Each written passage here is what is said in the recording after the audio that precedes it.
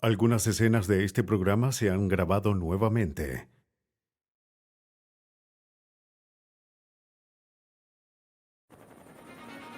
En Michigan, la búsqueda de un hombre desaparecido revela un asesinato.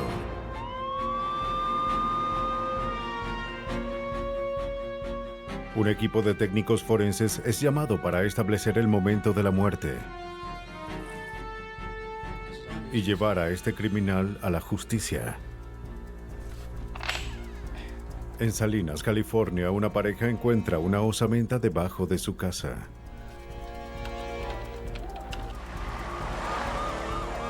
La denuncia de una persona desaparecida hace 14 años podría ocultar un asesinato. Los huesos de las víctimas pueden permanecer escondidos por años. El tiempo y los elementos pueden destruir la evidencia. Cuando al fin se descubren esos restos, los muertos tienen la oportunidad de hablar y de revelar secretos bajo la tumba.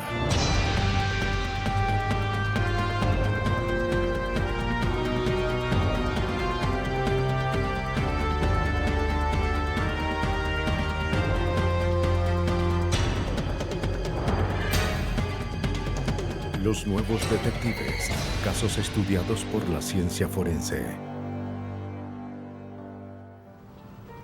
Secretos bajo la tumba. En este episodio se han cambiado algunos nombres. El tranquilo pueblo rural de Salinas, California, es conocido por sus abundantes cosechas. Es un pueblo de gente trabajadora, no de un asesinato. Pero el 14 de enero de 1998, los dueños de una casa descubren algo que cambiaría esa opinión para siempre. Jim Olsen le dice a su esposa Sandra y a su hermana que descubrió algo en el entresuelo cuando instalaba unos conductos de calefacción. Acabo de revisar y encontré un par de zapatos. Había encontrado un par de zapatos deportivos que sobresalían del terreno. No es una Quiero broma. verlo. Claro, claro. Qué escalofriante. No podía alcanzarlos en un espacio tan reducido. Jim temía que alguien hubiese sido enterrado en el lugar. Tuve que salir, no quería verlo. Yo quiero verlo. Anda.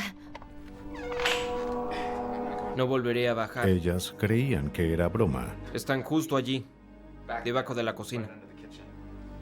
No podemos dejarlo allí. Da miedo. Sí podemos. ¿Sabes qué? Yo iré. Sandra se ofrece a revisar para ver qué era. Yo iré. Sí. Claro. Ten esto. Sí. Ten cuidado.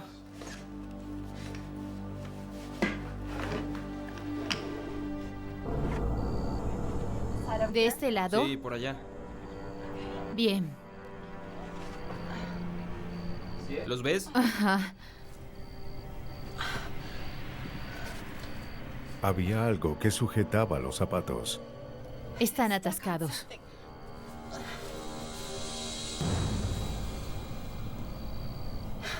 Con la linterna, Sandra pudo ver que los zapatos estaban unidos a una osamenta.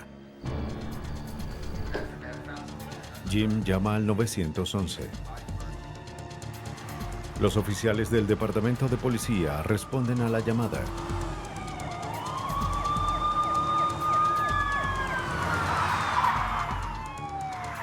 El sargento Miller y el detective McLaughlin llegan al lugar.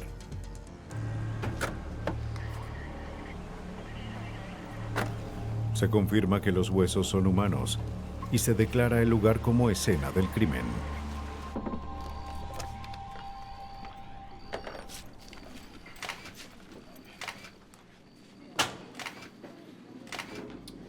Bien, doctora Galloway, como puede ver, así lo encontramos. A fin de preservar el lugar y extraer los restos, se llama a la doctora Alison Galloway, antropóloga forense del campus de Santa Cruz de la Universidad de California. Sorprendentemente, la osamenta estaba completa y los animales no la habían separado. El primer análisis determinó que los huesos eran de un hombre y que habían estado allí por varios años. Observamos que el cuerpo estuvo allí por mucho tiempo. No tenía olor, no había grasa en los huesos, no había tejidos. Solemos decir que eso lleva un mínimo de 5 años, pero puede llegar hasta 50. Teníamos un rango muy amplio. No vimos mucha exfoliación. La osamenta no se desintegró y estaba en un ambiente muy resguardado.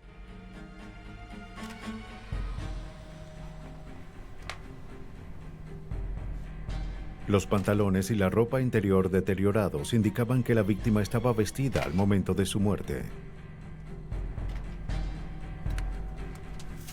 Galloway encuentra una bala de calibre 38 mientras buscaba entre los restos. La policía creía que se trataba de un homicidio.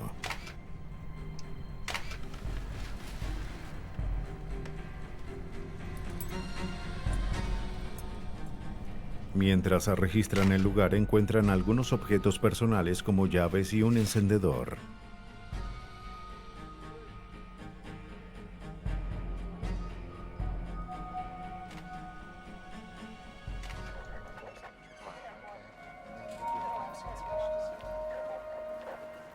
El sargento Miller de la policía de Salinas habló con los dueños de la casa. Tengo un par de breves preguntas. Solo quería saber cuándo fue que compraron esta casa. Dijeron que vivían allí desde hace 2 años y medio. Déjenme ver si entendí. Repítanlo para ver si comprendí todo. Fue la primera vez que entraban en ese espacio. Traté de sacarlos. Los investigadores debían averiguar quién era la víctima.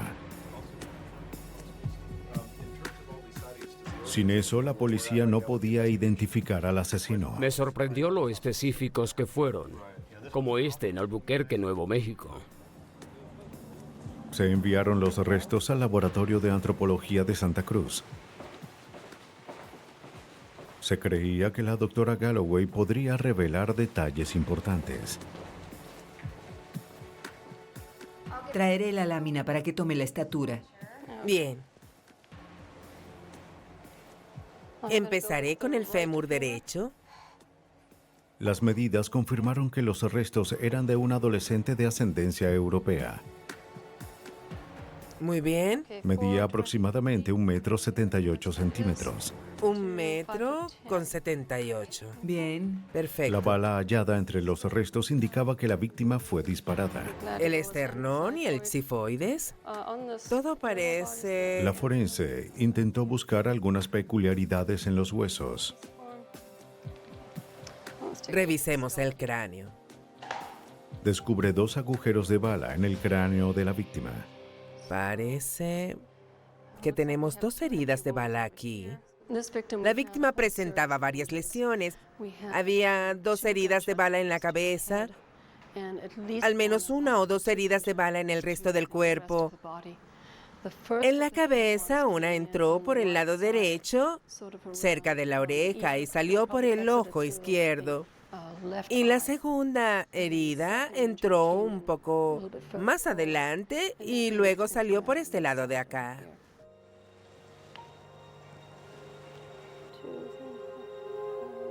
También hallaron evidencia de una herida de bala en la espalda. Costilla 7 también está rota. ¿Reciente? Perimortem, sí. La doctora informó sus hallazgos al sargento Miller. Bien, doctora, muchas gracias. Hasta luego. Él compara la dirección donde la víctima fue encontrada con denuncias de personas desaparecidas de hace 15 años. Y halló un indicio prometedor. Se denunció la desaparición de un joven llamado Chris Denoyer en la misma residencia en 1984. Miller revisó la denuncia. Había una foto que coincidía con la descripción dada por la doctora Galloway de la víctima. Chris Denoyer fue visto por última vez el 13 de enero de 1984. Fue su madre quien notificó a la policía que el joven había desaparecido. Los investigadores obtienen sus registros dentales. El doctor Kevin Landon realizó el análisis. Comparó los rayos X del archivo de Chris con los restos dentales de la víctima.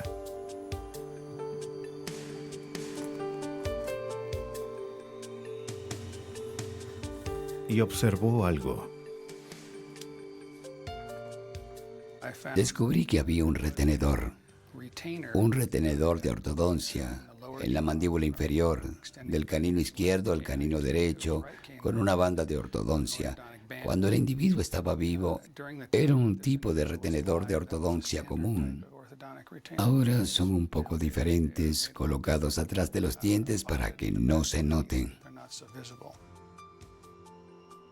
Según el Dr. Landon, los resultados fueron positivos. Concluí que los restos dentales de la víctima coincidían con los registros dentales que me enviaron. Los investigadores al fin saben quién es la víctima. Ahora debían descubrir quién había asesinado a Chris Denoyer. Pero después de 14 años no había mucho que seguir. Había poca evidencia y la policía temía que este caso quedara sin resolver. Sí. La policía de Salinas, California, debe encontrar al asesino de Chris Denoyer, cuyo cuerpo fue hallado 14 años después de su muerte. La única evidencia que el asesino dejó atrás fue una bala calibre 38. Revisa esos conductos de allí y confirma. Los investigadores tenían que reconstruir los hechos que llevaron a su muerte. Primero se aseguraron de que el entresuelo no tuviese acceso por el exterior de la casa. No hallaron ninguna entrada. Solo había una entrada y una salida. Había dos opciones, o era un desconocido, o era alguien que vivía en la residencia. Si consideramos la opción del extraño, hay que concluir que un desconocido entró, asesinó a Chris y esperó tener suficiente tiempo para arrastrar su cuerpo adentro, cavar una tumba, cubrirla y escapar antes de que alguien llegara a casa. Pero la policía no lo creía probable. Incluso esta se encuentra descubierta. En mi opinión, los sospechosos eran aquellos que tuviesen acceso a la vivienda en enero de 1984. La única entrada estaba adentro. Bueno, no estoy seguro. Miller quería asegurarse de que Chris no hubiese sido asesinado después de su desaparición. Aquí hay otro idéntico en tamaño. Llamó de nuevo al doctor Kevin Landon. Una de las preguntas que el detective Andy Miller de la policía de Salinas me hizo fue si era posible que Christopher hubiese escapado y regresara años después y alguien lo asesinara y lo enterrara bajo la casa. Le respondí que era imposible porque sus muelas del juicio no se habían desarrollado. Lo que probó que Chris fue asesinado justo antes de que se denunciara su desaparición. Tome asiento. Muchas gracias. Los informes indicaban que Chris tenía una novia en el momento de su desaparición. La policía esperaba que ella pudiera dar algún indicio. Ella fue la primera a la que decidimos contactar porque como no vivía en esa casa, para nosotros no era tan sospechosa. Le consternó oír las noticias de la muerte de Chris. Afirmó que lo conoció en 1983.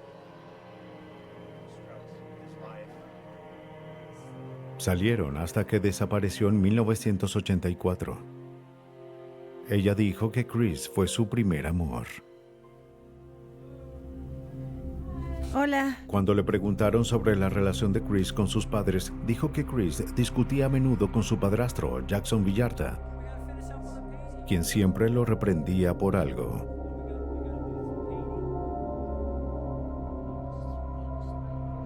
Afirmó que nunca creyó que Chris hubiese huido. Él no se habría marchado sin despedirse de ella.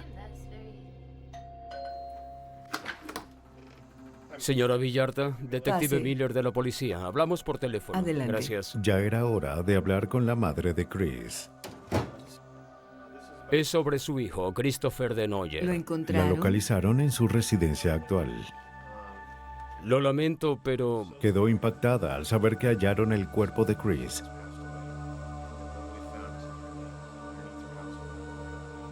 es importante que empecemos a investigar. Ella estaba en el trabajo el día en que Chris desapareció. Su esposo Jackson Villarta la llamó y le dijo que Chris se había ido. Equipo de fútbol y que tenía muchos amigos. Estaba convencida de que seguía con vida. De hecho, recibió un telegrama unos días después de su desaparición. Afirmó que Chris era un adolescente normal, pero que tuvieron problemas con él. A él y a su hermana les costaba adaptarse a vivir con su nuevo esposo Jackson Villarta. Los investigadores preguntaron si alguien tenía un arma en la casa. Respondió que su esposo tenía una por seguridad, pero que no sabía cuál era. Miller no creía que ella tuviese que ver con el asesinato. Al momento del asesinato, ella estaba embarazada y era de contextura gruesa para empezar. La idea de que se metiera en ese lugar, cavara un hoyo de casi 2 metros y arrastrara a alguien de 82 kilos hasta allí era algo casi imposible.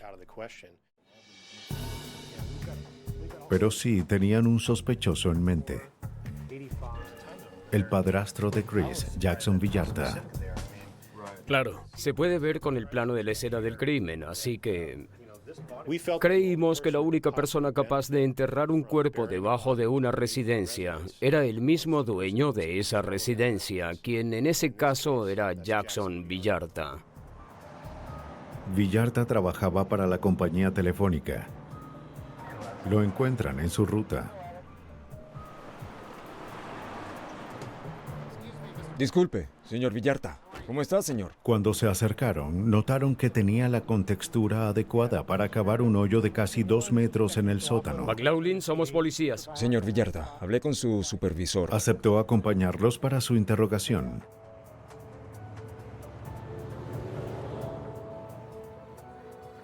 Cooperó y admitió que entre él y Chris había problemas. Señor Villarta, primero me gustaría... Pero afirmó que era normal. Los jóvenes suelen tener conflictos con sus padrastros. Pero hay algo que quiero explicarle. Muchas veces la gente, cuando acude aquí a la policía... Villarta dijo que trabajó hasta las 8 de la noche el día en que Chris desapareció. Cuando llegó a casa, su esposa le dijo que Chris había huido. Él es el detective Miller. Su versión contradecía lo que su esposa dijo antes. Un rifle 22. ¿Algo más? Afirmó que días después recibió un correo de Chris en el que decía que lamentaba los problemas que causaba, así que decidió irse. Los investigadores tenían sospechas. Claro. Solo la mía. ¿Solo esa arma? Villarta admitió tener 2 armas, una calibre 22 y un revólver calibre 38. ¿Tiene una Colt Python? El calibre del arma llamó la atención de Miller. Son excelentes armas. Las balas que hallamos en la tumba, con las que Chris fue asesinado, eran de calibre 38, así que la información fue significativa. La policía necesitaba una orden para examinar el revólver. Fueron al hogar de Villarta para impedir que se deshiciera del arma. Con orden en mano, la policía registra la vivienda actual de Villarta. Recogen el revólver calibre 38 y algunas municiones. Bueno, parece que nació en Los Ángeles, no lo sé. Mientras esperaban los resultados de balística, verifican la historia de Villarta. Cuentas de teléfono. Obtuvieron sus registros personales de enero de 1984. Debemos revisarlo, hay que llamar. Hubo un detalle que llamó su atención.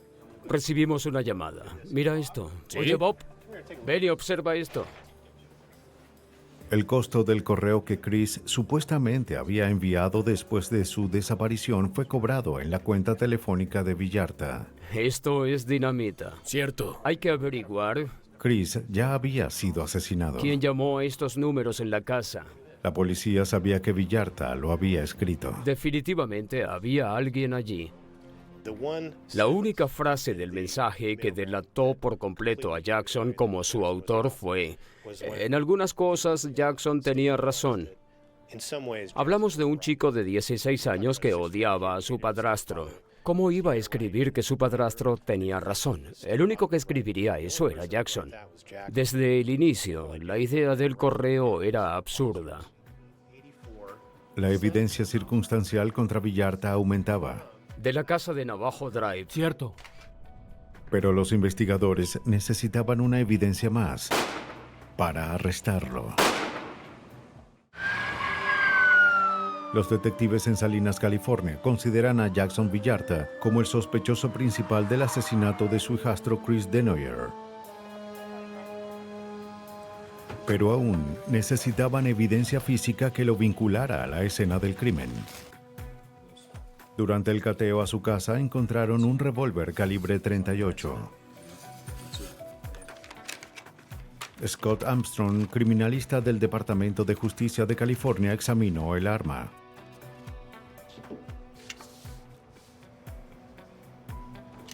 La dispara en un tanque de agua.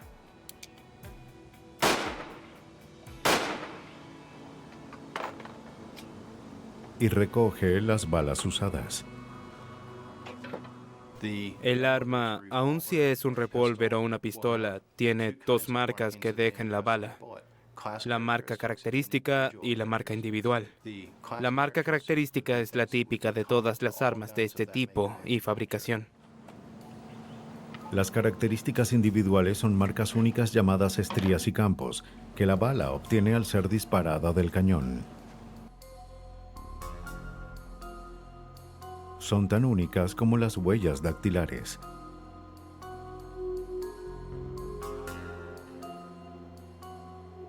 Usando un microscopio, se comparan las balas de la escena con las balas disparadas con el arma de Villarta.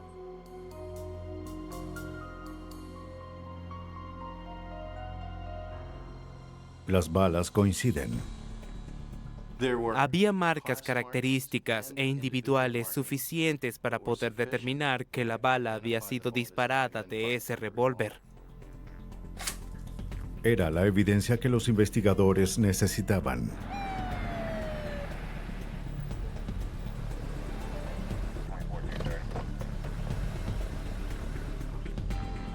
Señor Villarta, abra la puerta lentamente con su mano izquierda. Salga del vehículo y dése vuelta. Dé 2 pasos a su izquierda. ¡Alto! Ponga las manos en la espalda y cruce los dedos. Arrodíllese.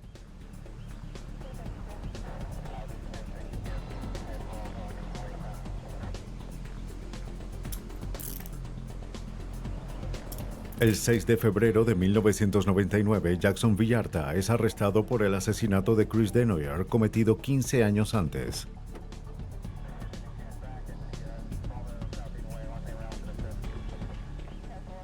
En el interrogatorio niega los cargos y sostiene su inocencia.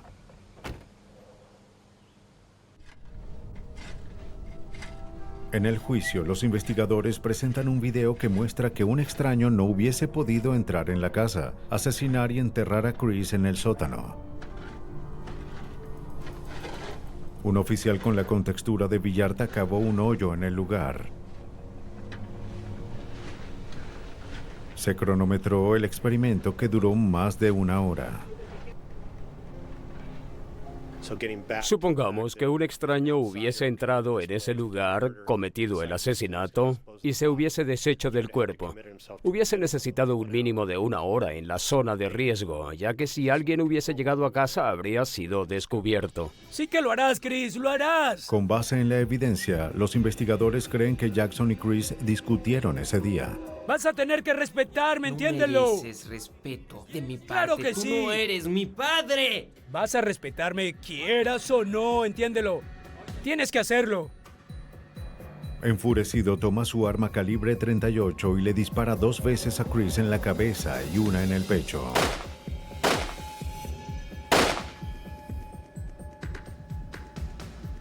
Luego esconde su cuerpo en el entresuelo de la casa. Ven aquí.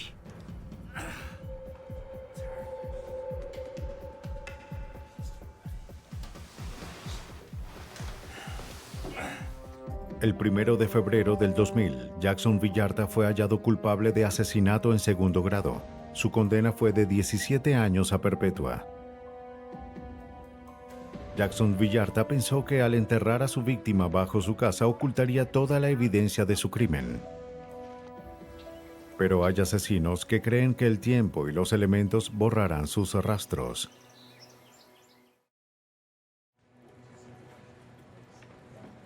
En junio de 1995, la policía de Lansing, Michigan, emprende un caso difícil.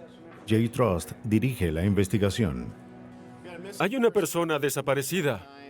Lo ha estado por mucho tiempo. Busquémosla. Tengo una foto que repartiré para ver si alguien sabe dónde está. Mark Bosson, de 29 años, había desaparecido.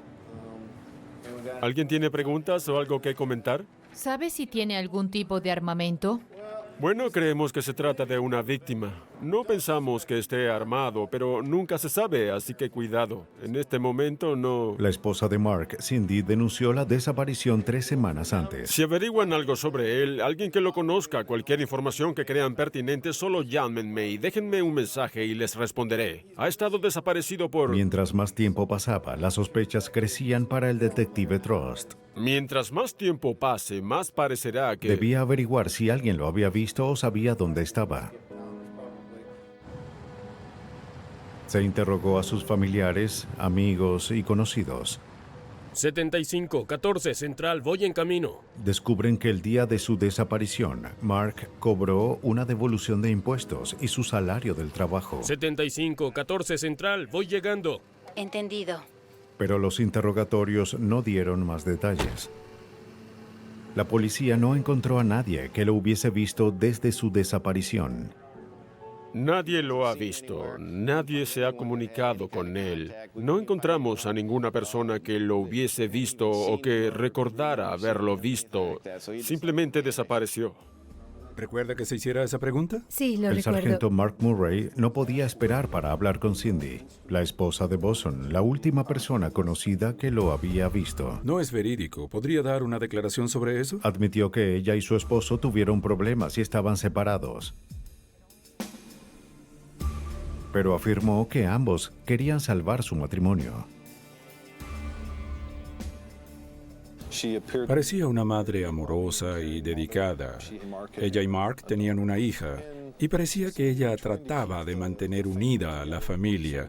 Trataban de limar sus diferencias, que las cosas funcionaran y reconciliarse. A mi esposo...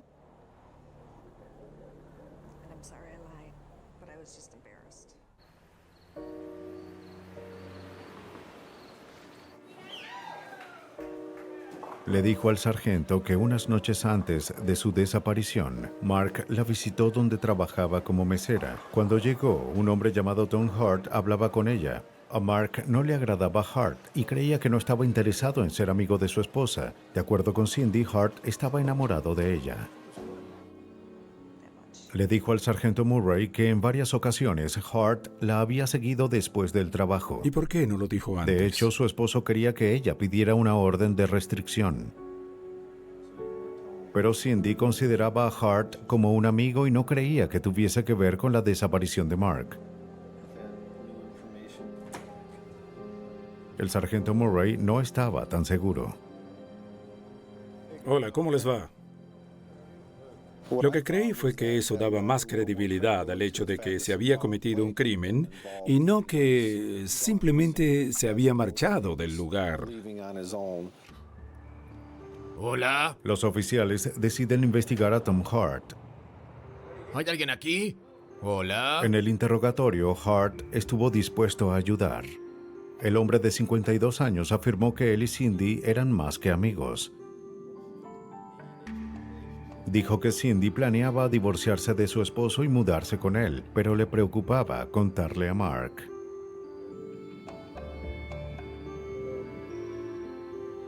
Hart admitió haber visto a Mark por última vez la noche antes de su desaparición. Se había encontrado con él para decirle sus planes. Ella dijo que estaría aquí. Debía haber estado aquí. Aunque Mark no estaba feliz por la noticia, la conversación terminó cordialmente. No esperarás toda la noche. Sí, necesito un par de cosas. ¿Te De importa hecho, le si- pidió a Hart que lo llevara a una tienda cercana.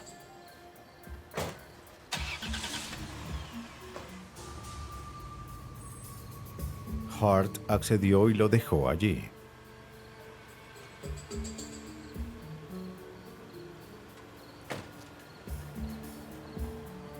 Mientras Mark caminaba hacia la tienda, se acercó a dos hombres que estaban afuera. Oye, Parecía conocerlos. oye. Espera un segundo. Cuando Hart se ofreció a llevarlo de vuelta, Mark se negó, diciendo que se iría después.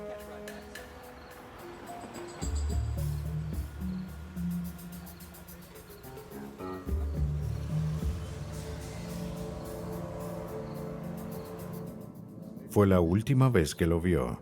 Pero, ¿a qué parte de...? La policía le preguntó si estaría dispuesto a hacer un examen de polígrafo. Aunque insistió que no tenía nada que esconder, Hart se negó, alegando que no sabía dónde estaba Mark Boson. Los investigadores no le creen. Su tono, sus maneras y el hecho de que no quería responder preguntas, era muy evasivo en sus respuestas, no quería darnos mucha información, tuvimos que sonsacar todo. Él nos respondía, pero nunca decía nada importante. Los investigadores sabían que Mark ocultaba algo, pero no tenían evidencia de un crimen. La policía de Lansing, Michigan, se esfuerza por resolver la desaparición de Mark Boson, de 29 años. Tom Hart, la última persona que lo vio la noche de su desaparición, dijo que lo había dejado en una tienda. Los investigadores dudan de su historia. Contactan al gerente de la tienda para saber si había una cámara de vigilancia en el estacionamiento. No había cámaras. Y nadie recordaba haber visto a los dos hombres esa noche. Sin evidencias de un crimen y solo con sospechas de que Tom Hart fue responsable de la desaparición de Mark, los investigadores planean su próxima jugada.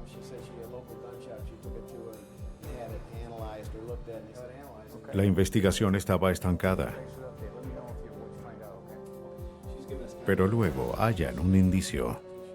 En ese momento averiguamos que Tom tenía una granja y en el tiempo de la desaparición de Mark Boson, hasta una semana y media después, Tom Hart procedió a labrar el terreno.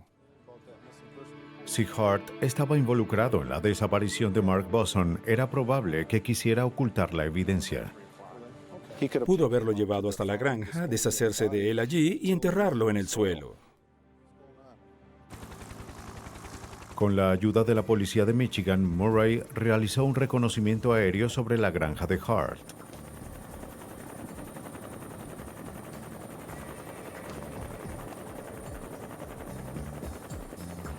Buscábamos lugares donde la tierra hubiese sido labrada.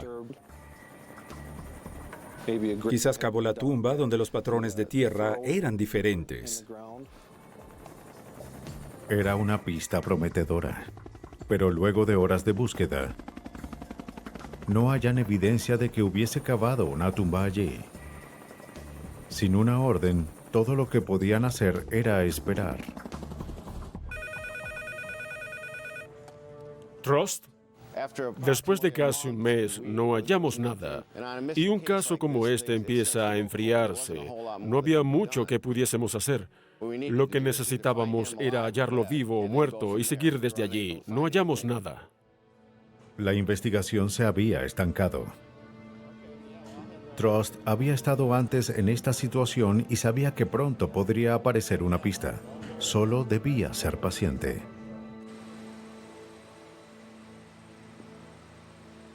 Casi año y medio después, en el condado cercano de Shiawassee, un hombre que paseaba a su perro hace un terrible hallazgo. Entre los arbustos había un cráneo humano. Llamó a la policía. El detective Trust y los técnicos forenses de Lansing acuden al llamado. Oigan, ¿qué tenemos aquí? Los investigadores esperaban que este fuese la pista que buscaban. Hasta ahora tenían a un sospechoso, pero ninguna evidencia de un crimen. Recogen el cráneo descompuesto y examinan el área. ¿Cuándo descubrió el cráneo? ¿Hace cuánto? Cerca del lugar hallan prendas, una manta llena de sangre y más restos humanos.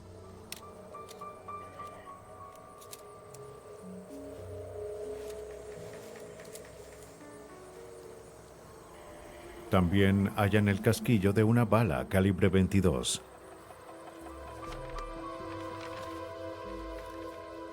Con base en el nivel de descomposición, plantas que habían crecido entre las ropas y algunas larvas de insectos, se determina que el cuerpo estuvo allí por un tiempo. Pero una búsqueda en el lugar no da más pistas para identificar a la víctima.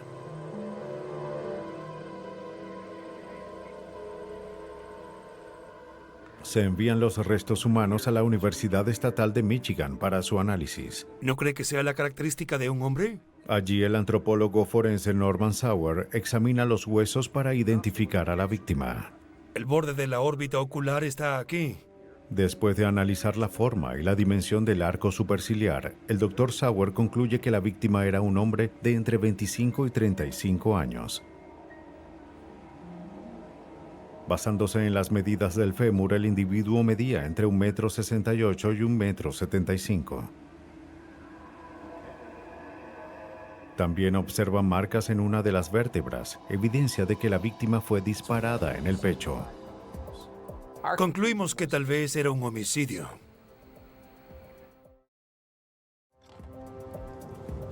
David 3, 14A Central. Pero los detectives no sabían si se trataba del desaparecido Mark Boson. Sus características coincidían con las de Boson, pero también con las de muchas otras personas. A fin de atrapar al asesino e identificar a la víctima, los investigadores debían determinar el momento exacto de su muerte. Nada mal, buscando unos registros dentales. Esto es frustrante, muy frustrante. En ese momento no había forma de saber quién era esta persona.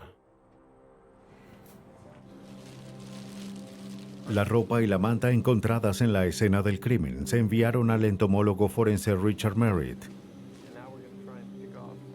Como experto en el desarrollo de los insectos, Merritt analiza el ciclo de vida de insectos hallados en un cuerpo y determina el tiempo transcurrido desde la muerte de la persona.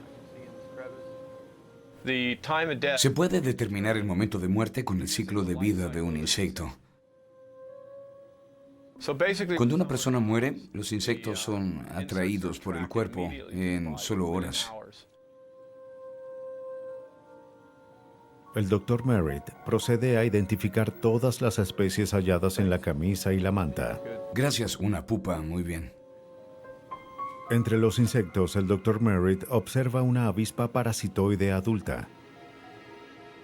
Aunque otros insectos son atraídos a cadáveres de menos de 24 horas, se ha descubierto que las avispas no ponen huevos en un cadáver hasta meses después. Una larva de avispa necesita tiempo para llegar a la adultez. Basándose en el proceso de maduración de la avispa, Merritt determina el periodo de muerte de la víctima.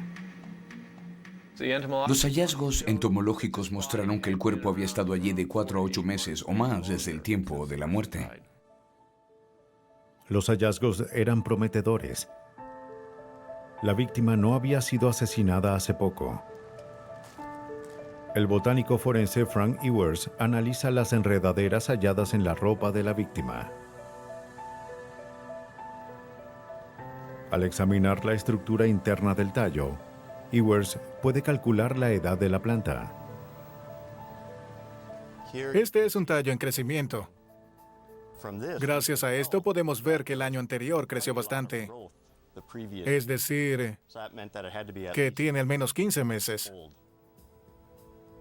Y por lo tanto, el cuerpo estuvo aquí desde hace 15 meses al menos. Era el indicio que los investigadores buscaban. Cindy Boson los comunicó con el dentista de Mark. Tengo las declaraciones de lo que la gente dijo en la tienda y... Se envían los registros dentales al antropólogo Norman Sauer. Sauer compara los rayos X de Mark con los rayos X tomados a los restos de la víctima. Una vez que supieron la identidad de la víctima, fueron donde su dentista y pudieron conseguir sus registros dentales y rayos X. Con eso pudimos hacer una comparación e identificar a la víctima como Mark Alan Boson. Con la ayuda de los forenses, la policía pudo identificar a la víctima.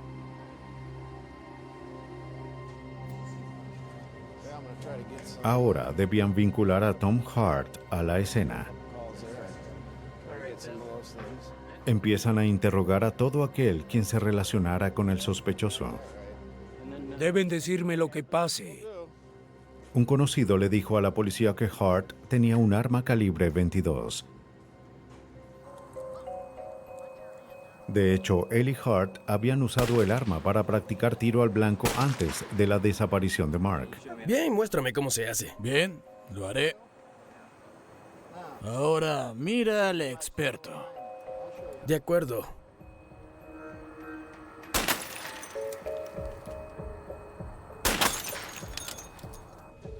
Bien, nos vemos. La información bastó para obtener una orden de registro.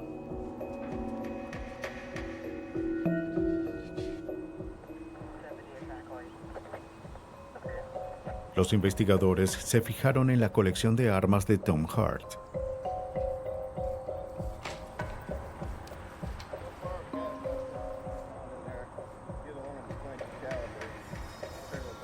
Encuentran una Winchester modelo 94 y una Remington 16.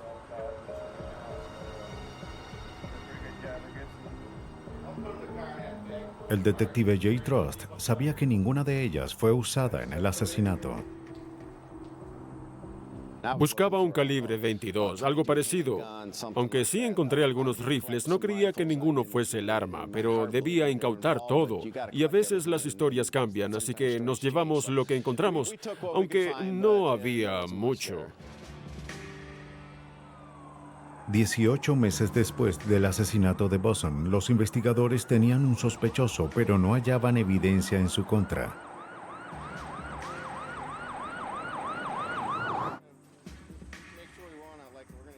En Lansing, Michigan, la policía investiga el asesinato de Mark Boson.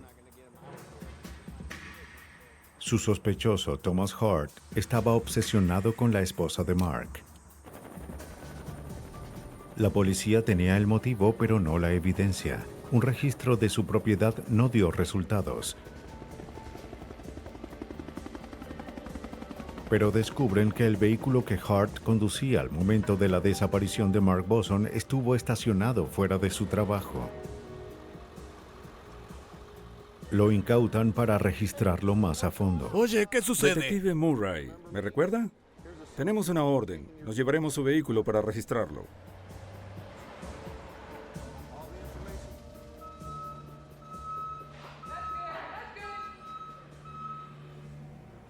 Aunque el auto fue limpiado por completo, se detectaron pequeñas cantidades de sangre. Cuando lo registramos, determinamos con el luminol que había sangre en el asiento del pasajero. Y eso no era todo. Cuando quitan el asiento, descubren que debajo había rastros de sangre seca. Estuvo allí por año y medio y olía como sangre descompuesta. Así que revisamos y, vaya, esperaba hallar poca cantidad de sangre. Pero eso era como un pozo de sangre seca. Para mí se trató de una evidencia muy interesante, ya que ahora con esta sangre podíamos averiguar a quién pertenecía.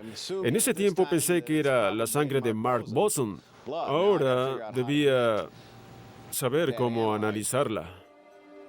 Los investigadores sabían que se podía hacer un examen de ADN si ambos padres estaban vivos. Sabía que la madre estaba viva. La llamé y me dijo que el padre también estaba vivo.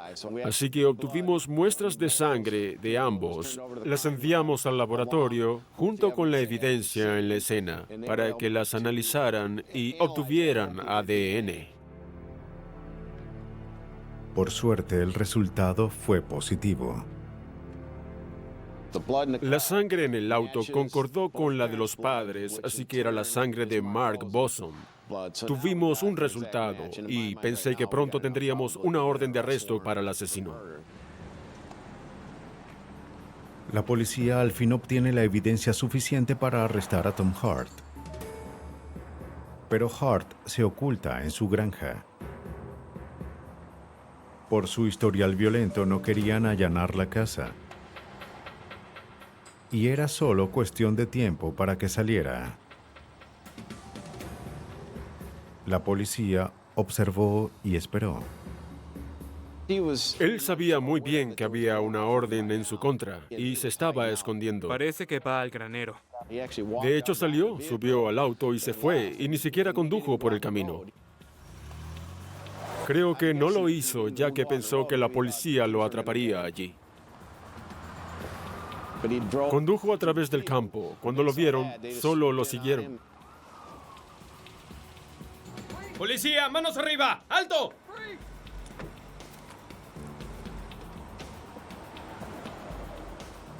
Ponga las manos donde pueda verlas. Las manos encima de la cabeza. Voltéese hacia el oficial. Ahora camine hacia mí. Camine hacia mí. Así, siga caminando, siga caminando. Bien, vaya hacia el auto y deténgase. Fue arrestado por el asesinato de Mark Boson. Tom, tenemos una orden de arresto.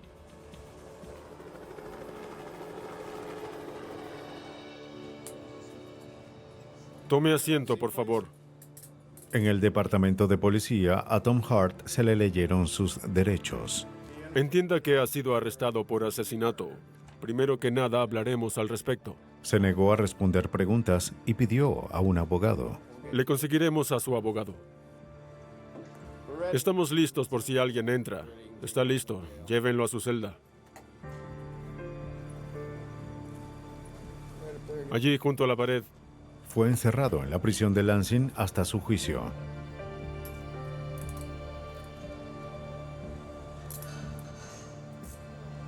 Llévenlo hacia allá. Cuando comprendió que Cindy Boson solo quería ser su amiga, un celoso Hart se enfrentó a Mark Boson. Lo llevó hacia su auto y lo condujo hacia un área solitaria, donde disparó a la desprevenida víctima en el cuello.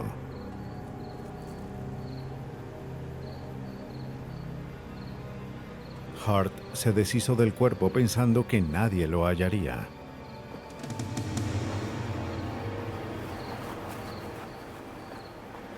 El 9 de enero de 1998, Thomas Hart fue hallado culpable de asesinato en primer grado y sentenciado a cadena perpetua. Hay asesinos que creen que pueden salirse con la suya. Esconder el cuerpo podría parecerles la mejor idea, pero aún con el paso de los años y los elementos, la ciencia forense puede hallar la verdad y revelar secretos bajo la tumba.